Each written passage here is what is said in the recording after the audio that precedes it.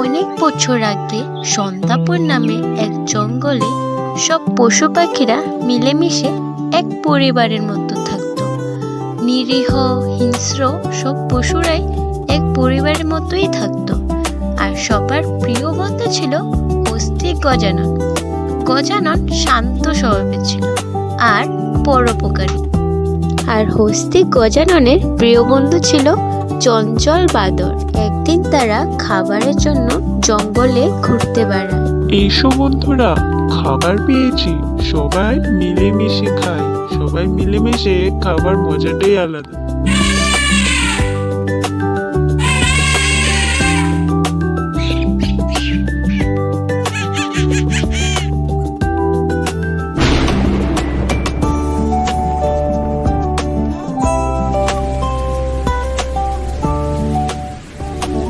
বৃষ্টি শুরু হয়ে গেছে, ভিজে যাবে তোমরা।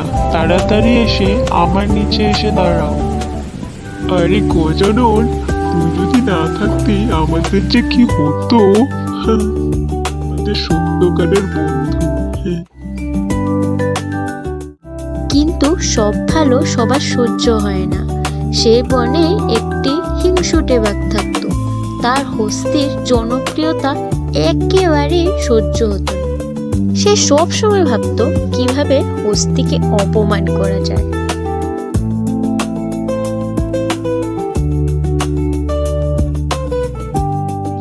কি মনে করেছে হস্তি বড় বলে ওদের নেতা, আর বাকিরা কি সব চুনুপুটি নাকি? আমিও হলাম কে বাঘ বাহাদুর।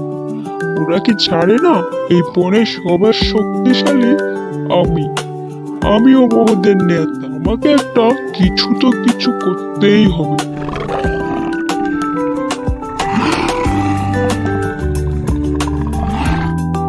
বাহাদুর রেগে গিয়ে সবাইকে এক জায়গায় ডাকলো।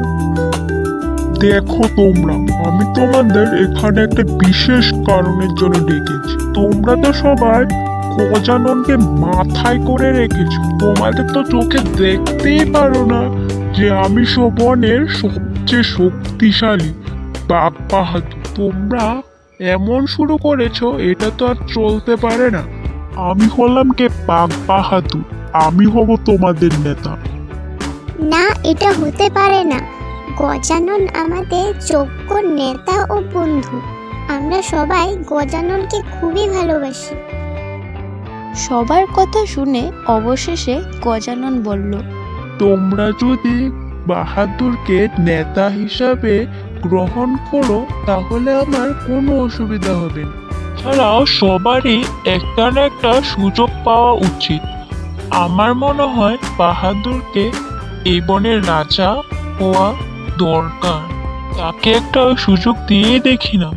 গজাননের কথা শুনে সবাই অবাক হয়ে যায়। না, এটা কিছুতেই হতে পারে না। বাহাদুরকে আমরা কেউ রাজা মানব না। ওদের এত সাহস আমার মুখের উপরে মানা করে! এত সাহস বেড়েছে যত সব ওই গজাননের জন্য।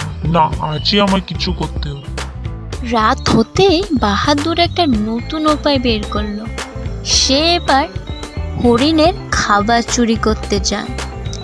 কিন্তু সে আর বুঝতে পারেনি যে চঞ্চল বাদর পুরোটাই গাছের উপর থেকে দেখছিল। এই কি, এটা বাহাদুর না? সে এখন হরিণের খাবার চুরি করছে? এত বড় সাহস তার! পরের দিন বাহাদুর আবার সবাইকে ডেকে পাঠায়। দেখো তোমরা, আমি তোমাদের এখানে একটা মস্ত বড় ঘটনার জন্য ডেকেছি।